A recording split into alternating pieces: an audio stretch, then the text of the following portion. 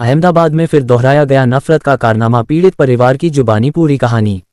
आदाब, मुस्लिम ऑफ गुजरात ये YouTube channel पर आप सभी का स्वागत है।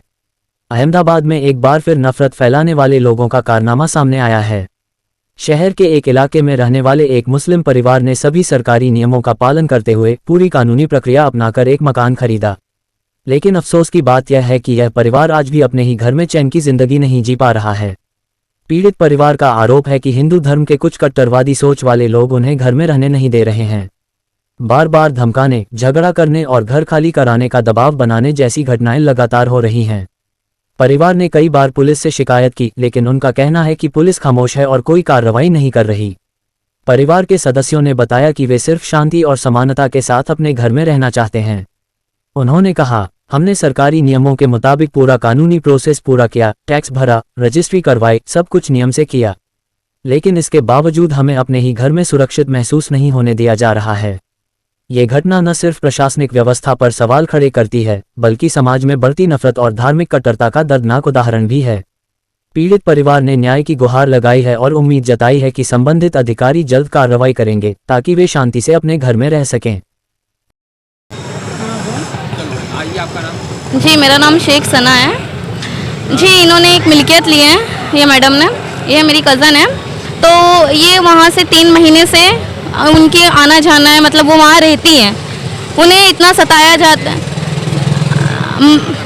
सीतू यानी जो मकान लिए हमने मगनलाल की चाल में, हाथी खाई 4 रस्ते के पास, वहाँ पे मकान लिए, ये वहाँ रहते हैं। इन्हें बहुत टॉर्चर किया जाता है। इन्हें मतलब इनके घर में पत्थर फेंके जाते हैं, इन पे जुल्म किया जाता है। वहाँ ऐसा किया जाता है कि मुसलमान नहीं आ सकते। वहाँ पे बोर्ड लगा हुआ है कि यहाँ पे मुसलमान नहीं आएंगे, यहाँ पे मुसलमान को हम आने नहीं देंगे। उन्होंने वो ज़मीन खरीद ली है, उसका दस्तावेज हो गया, सब कुछ हो गया। वहाँ की पब्लिक, जब भी यहाँ से हम 4-5 लोग जाते हैं, वहाँ पे 200-250 की भीड़ लग जाती है और इनको अंदर नहीं जाने दिया जाता है। बस वहाँ पे मारा मारी, बोलते हम आने नहीं देंगे। वहाँ पे गंदी गंदी गालियाँ दी जाती है। इसके लिए हमने 4 से 5 बार पुलिस को बुलाया भी है, हम पुलिस स्टेशन भी गए, पर हमारी कोई सुनवाई, कोई अर्जी नहीं है। हम चाहते हैं इस पे FIR हो, पर इसके लिए कोई रेडी नहीं है। आज बच्चे को मारा है, बच्चा एडमिट है हॉस्पिटल में, अभी तक पुलिस आई नहीं है। कल रात से बच्चा एडमिट है, पर पुलिस अभी तक वहाँ पे आई नहीं है। और हम चाहते हैं वो आए, पर कोई सुनवाई, कोई कार्रवाई नहीं है। बच्चा पड़ा है और हम पुलिस का इंतजार कर रहे हैं। कल से पुलिस अभी तक यहाँ पे आई नहीं है। क्या चोट लगी है? बच्चे को पीछे लगी है, सर पे अंदर की मार बच्चे को लगी है, पीछे की साइड, पीछे पे और कमर पे बच्चे के मारा गया है और बच्चा हॉस्पिटल में एडमिट है। और इस मामले में कानूनी तौर पे आपने कुछ दस्तावेज वगैरह भी करवाए? हमारी ज़मीन क्लियर है, दस्तावेज वाली है, आसान धारा आ चुकी है, सब चीज़ हमारी क्लियर है, पर हमें नहीं जाने देना उनकी जिद है कि हम उन्हें जाने नहीं देंगे।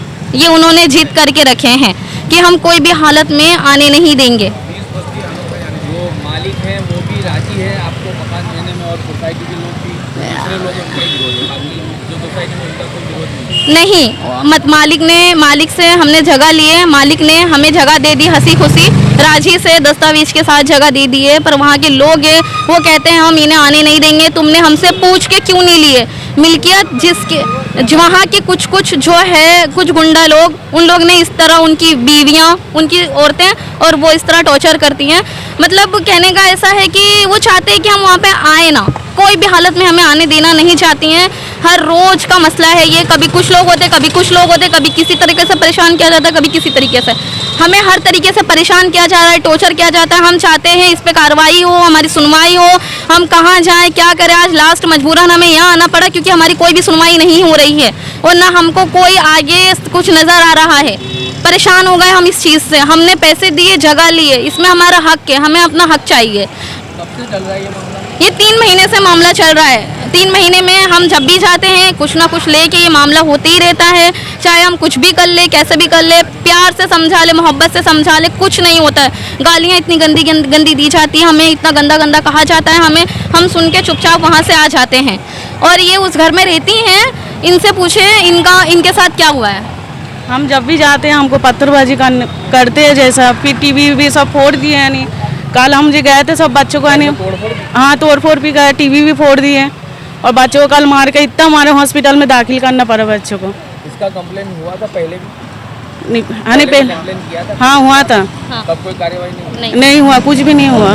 मारने के बाद भी नहीं कार्रवाई? हमारी होने के बाद भी अभी तक कुछ नहीं हुआ। अच्छा, अभी खाला को इनके देते हैं। रिश्तेदार हैं, ये भी बोलना चाहेंगे।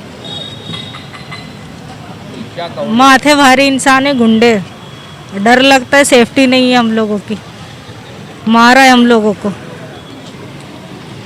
पुलिस कोई एक्शन लेती नहीं है, जाते तो कुछ ना कुछ बहाना करके हम लोगों पे अनसन बोल के गाली दे के भगा देते, तो ये तो नहीं होना चाहिए ना, गलत बात है ना।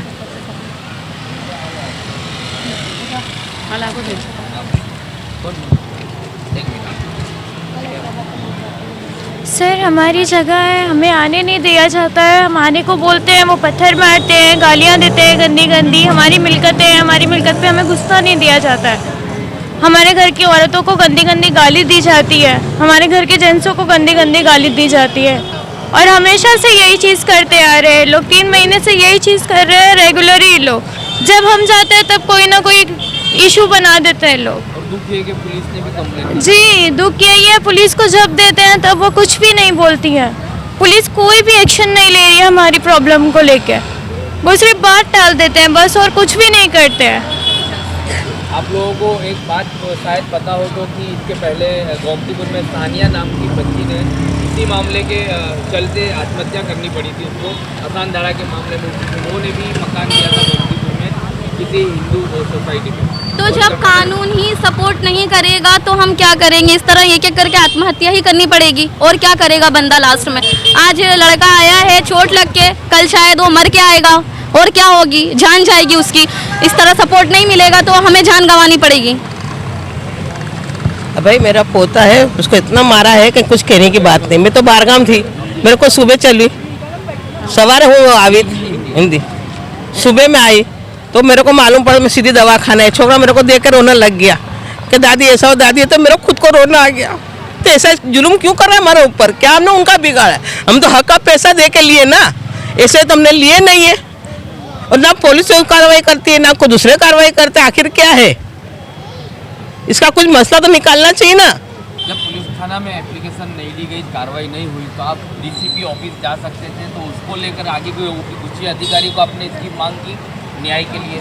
इसके लिए तो फिर मैंने कुछ नहीं बोली थी, मगर मेरे को करने का था, मैंने करी थी। किया गया जी, इसके लिए भी किया गया, हमने करे थे, पर उनकी तरफ से भी कोई भी एक्शन नहीं हुआ। निकलती नहीं है। उच्च अधिकारी को कौन अधिकारी को आप मिले? हमने ये आईपीएस को, ये हाँ पीआई को मिले थे, उन्होंने भी कुछ भी नहीं बोले। उनको जब बोला जाता है तब वो कोई ना कोई तरीके से हमारी बात टाल देते हैं, जब उनको बोलते तब कोई ना कोई तरीके से हमारी बात टाल देते हैं, और यही चीज़ हमारे साथ 3 महीने से हो रही है रेगुलरली। देखो, हम यहाँ पे ना लड़ाई करना चाहते हैं और ना ही हम किसी को बुरा भला कहना चाहते हैं, और ना हमारा मकसद है किसी को तकलीफ़ देना। हम चाहते हैं हम हिंदू मुसलमान साथ में रहना चाहते हैं। हम अपने हिंदू भाई और हिंदू बहनों को भी ये नहीं चाहते कि हम उनसे लड़ाई करें, वो भी वहाँ सुकून से रहे और हम भी यहाँ सुकून से रहे। हम ये चाहते हैं, वहाँ पे भी मुसलमान हैं, हम भी चाहते हैं हम भी वहाँ रहें, हम ये चाहते हैं, और हम किसी को तकलीफ़ पहुँचाना नहीं चाहते। मैं चाहती हूँ मुझे इंसाफ मिले, हमने जगह ली है, हमको सपोर्ट करो और हमको इंसाफ दिलाओ। वो जगह हमने पैसे दे के दस्तावेज क्लियर करके लिया गया है, तो हमें इंसाफ चाहिए और कुछ नहीं।